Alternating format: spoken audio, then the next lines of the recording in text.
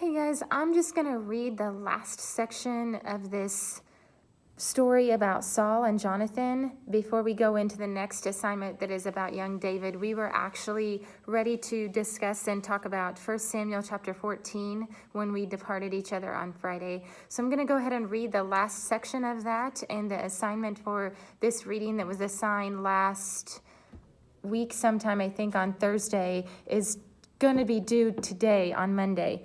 So here we go. I'm starting in 1 Samuel chapter 14, verse 1. One day, Jonathan, son of Saul, said to the young man bearing his armor, "Come, let's go over to the Philistine outpost on the other side." But he did not tell his father. Saul was staying on the outskirts of Gibeon under a pomegranate tree in Migron when with him were about 600 men, among whom was Enahaj, who was wearing an ephod. He was the son of Ichabod's brother Ahitub, son of Phinehas, the son of Eli, the Lord's priest in Shiloh. No one was aware that Jonathan had left. On each side of the pass that Jonathan intended to cross to reach the Philistine outpost was a cliff. One was called Bozin and the other Shineh. One cliff stood to the north toward Michmash and the other to the south toward Gibeah. Jonathan said to the young armor-bearer, "Come, let's go over to the outpost of those uncircumcised fellows. Perhaps the Lord will act on our behalf. Nothing can hinder the Lord from saving, whether by many or by few. Do all that you have in mind," his armor-bearer said. "Go ahead, I am with you, heart and soul." Jonathan said, "Come, then we will cross over toward the men and let them see us. If they say to us, 'Wait there until we come to you,' we will stay where we are and not go up to them. But if they say, 'Come up to us,' and we will climb up, because that will be the sign that the Lord has given them unto our hands." So both of them showed themselves to the Philistine outposts. "Look," said the Philistines, "the Hebrews are crawling out of the holes that they were hiding in." The men of the outpost shouted to Jonathan and his armor-bearer, "Come up to us, and we'll teach you a lesson." So Jonathan said to his armor-bearer, "Climb up after me. The Lord has given them unto the hand of Israel."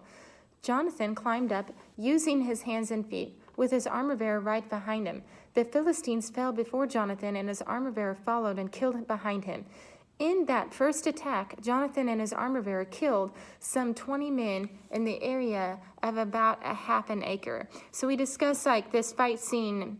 I don't know, I keep imagining that it might have been like when Kylo Ren and Rey fight that really evil guy with all the lightsabers. So we have two people that just routed a whole bunch of Philistines with very little weapons. I mean, the armor-bearer would have been carrying Jonathan's armor, but what I need you to see here is the way that Jonathan's being characterized. He's a really independent, kind of rascally kid. He goes off and does a lot of things without permission and explores. He's really bold and doesn't seem to be afraid of anyone.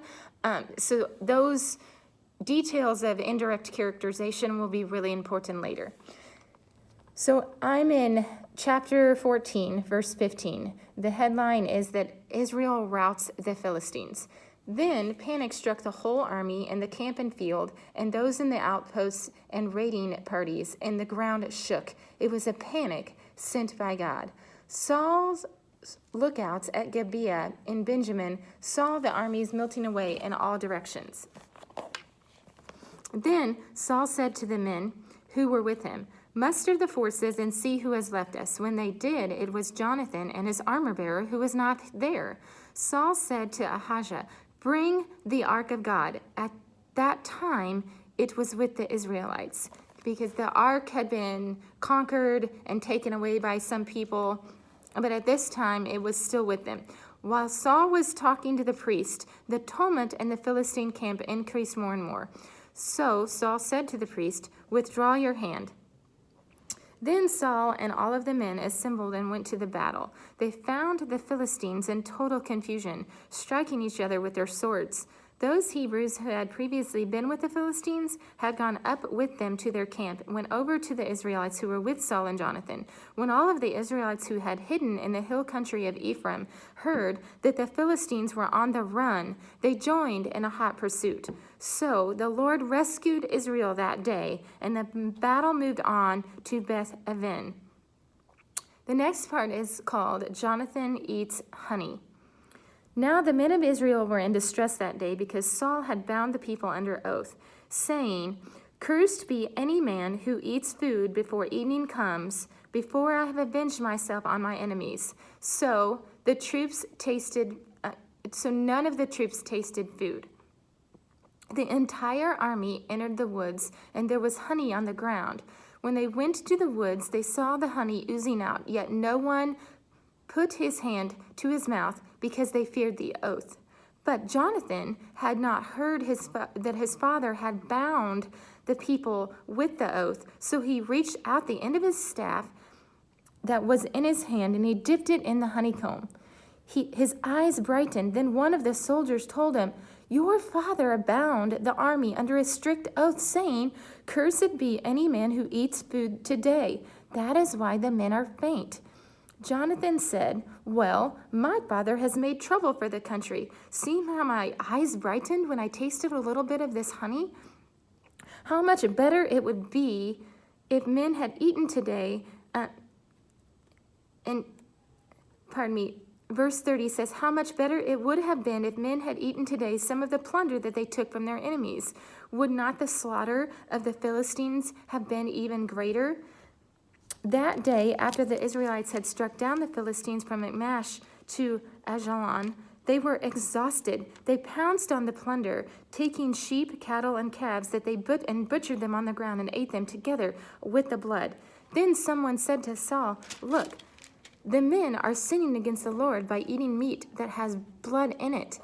"You have broken faith," he said. "Roll a large stone over here at once." Then he said, "Go out among the men and tell them, 'Each of you bring me your cattle and sheep and slaughter them here and eat them. Do not sin against the Lord by eating meat with blood still in it.'" So everyone brought his ox that night and slaughtered it there. Then Saul built an altar to the Lord. It was the first time that he had done this. If you're a part of Group 1, if you're not already there, it will be starting in about 3 minutes. Sorry for the pause. We are having staff meetings in groups today. So everyone brought his ox that night and slaughtered it there. I'm in verse 34. Then Saul built an altar to the Lord, and it was the first time that he had done this. Saul said, "Let us go down after the Philistines by night and plunder them till dawn, and let us not leave one of them alive." "Do whatever seems best to you," they replied. But the priest said, "Let us inquire of God first." So Saul asked God, "Shall I go down after the Philistines? Will you give them into Israel's hand?" But God did not answer him that day.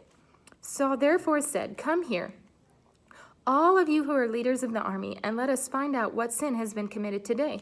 As surely as the Lord who rescues Israel lives, even if it lies with my son Jonathan, he must die." But none of the men said a word. Saul then said to all of the Israelites, "You stand over there. I and Jonathan, my son, will stand over here. Do what seems best to you," the men replied. Then Saul prayed to the Lord, the God of Israel, "Give me the right answer." And Jonathan and Saul were taken by lot, and the men were cleared. Saul said, "Cast the lot between me and Jonathan, my son." And Jonathan was taken. Then Saul said to Jonathan, "Tell me what you have done." So Jonathan told him, "I merely tasted a little honey with the end of my staff, and now I must die?" Saul said, "May God deal with me, be it ever so severely, if you do not die, Jonathan."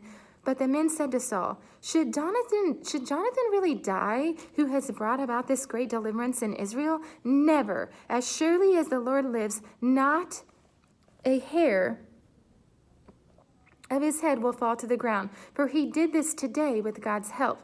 So the men rescued Jonathan, and he was not put to death. Then Saul stopped pursuing the Philistines, and they withdrew to their own land. After Saul had assumed rule over Israel, he fought against the enemies on every side: Moab, the Ammonites, Edom, the kings of Zobah, and the Philistines. Wherever he turned, he inflicted punishment on them. He fought valiantly and defeated the Amalekites, delivering Israel from the hand of those who plundered them. Saul's sons were Jonathan, Ishvi, and Malchishua. The name of the older daughter was Merab, and that of the younger was Michal. His wife's name was Ahinoam, daughter of Amaz, the daughter of the commander of Saul's army, was Abner's son of Ner, and Ner was Saul's uncle. Saul's fathers, Kish and Abner's father Ner, were sons of Abiel.